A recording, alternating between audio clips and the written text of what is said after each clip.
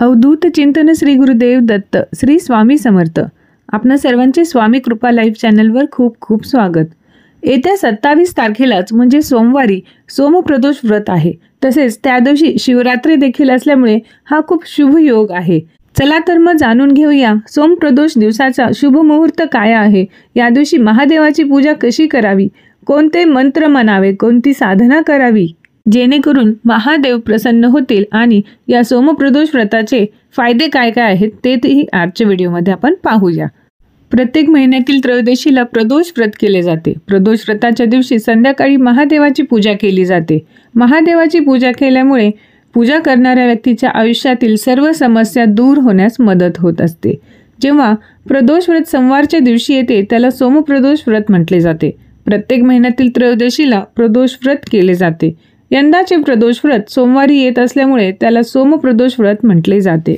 एका महिन्यामध्ये 2 प्रदोष व्रत असतात. पहिले कृष्ण पक्षामध्ये आणि दुसरे शुक्ल पक्षात असते. यावेळी माघ महिन्याचा कृष्ण पक्ष सुरू आहे.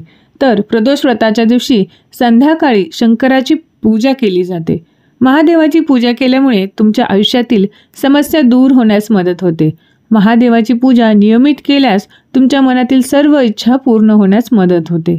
सोमवारचा दिवस महादेवाला समर्पित आहे. सोमवारी महादेवाची पूजा केल्यामुळे तुमच्या आयुष्यामधील सर्व संकट दूर होतात. त्याचबरोबर तुमच्या सर्व इच्छा पूर्ण होण्यास मदत होते. महादेवाला देवांचे देव म्हटले जाते.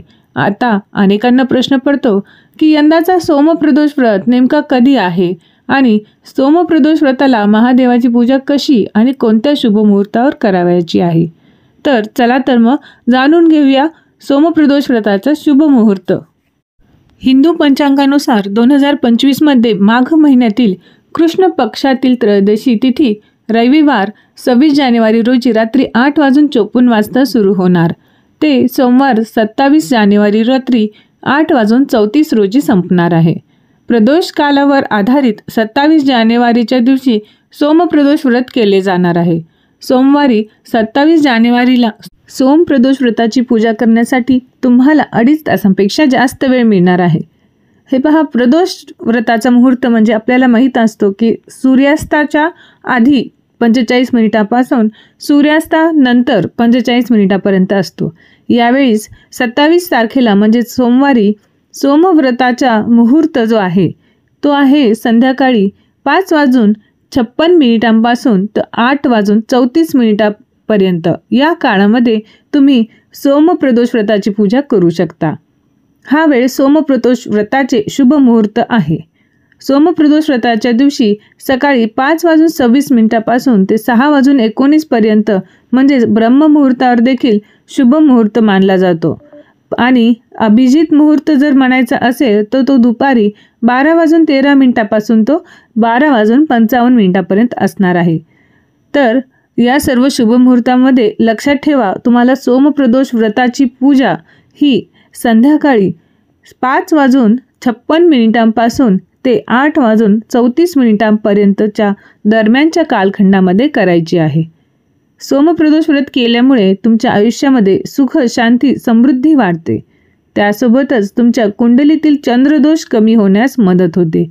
बरेच जणांना कुंडलीमध्ये चंद्रग्रहाचा दोष सांगण्यात आलेला असतो, तो वीक असतो असा सांगण्यात येतो किंवा त्याबद्दल काही उपाय सांगतात. त्यापेक्षा तुम्ही प्रदोष व्रत करून महादेवांना प्रसन्न केले तर तुमच्या कुंडलीतील हे चंद्रदोष कमी होण्यास मदत होते.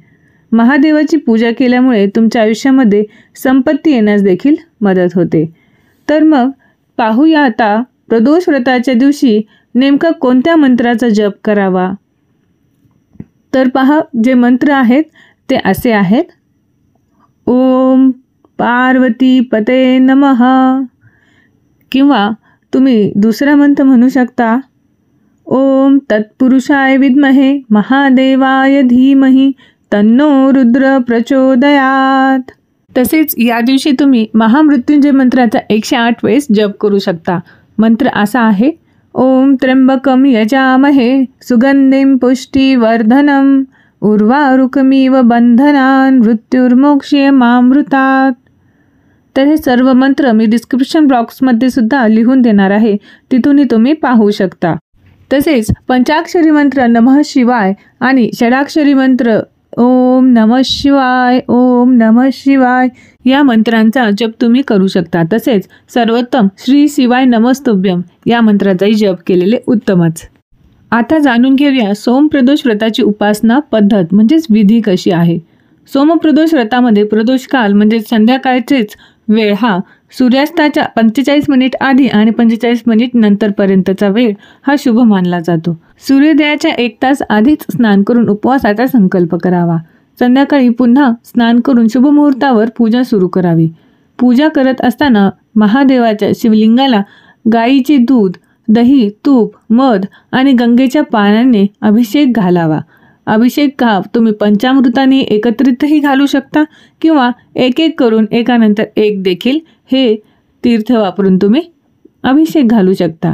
त्यानंतर शिवलिंगावर पांढरे चंदन लावून महादेवाला बेलपत्र आणि पांढरी फुलं अर्पण करावी। शिवलिंगावर चांदी किंवा तांब्याच्या भांड्यातून शुद्ध मध प्रवाहाच्या रूपात तुम्ही अर्पण करू शकता। नसेलच शक्य तर तुम्ही अगदी पाण्याची गळती लावून सुद्धा अभिषेक घालू शकता।